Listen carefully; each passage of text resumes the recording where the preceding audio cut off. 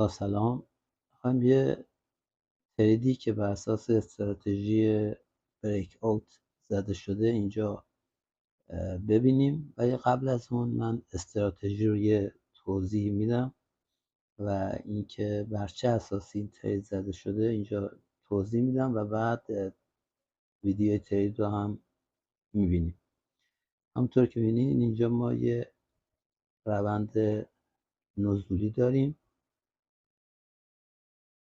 و یه حمایت اینجا داریم که به وسیله این کندل در این نقطه شکسته شده. بعد از شکسته شدن این لول ما بلافاصله توی این نقطه وارد ترید نمیشیم، بلکه صبر میکنیم تا برای بار دوم این لول جدیدی که به وسیله این کندل ایجاد شده، یعنی این لول صورتی رنگ، این لول برای شکسته بشه. بعد از شکسته شدن این لول ما وارد ترید میشیم. بنابراین ما اینجا صبر میکنیم تا این کندل سبز تشکیل میشه و بعد از اینکه این برگشت شد به طرف پایین رسیده و این کندل دوم در این نقطه تونست این لول جدیدن ایجاد شده رو بشکنه، ما تو این نقطه وارد ترید سل میشیم. تو این نقطه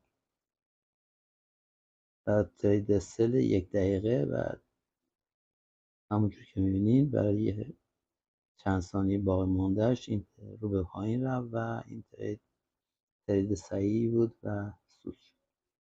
یه بار دیگه توضیح میدیم. اینجا ما لولمون واسه این کندل شکسته شد.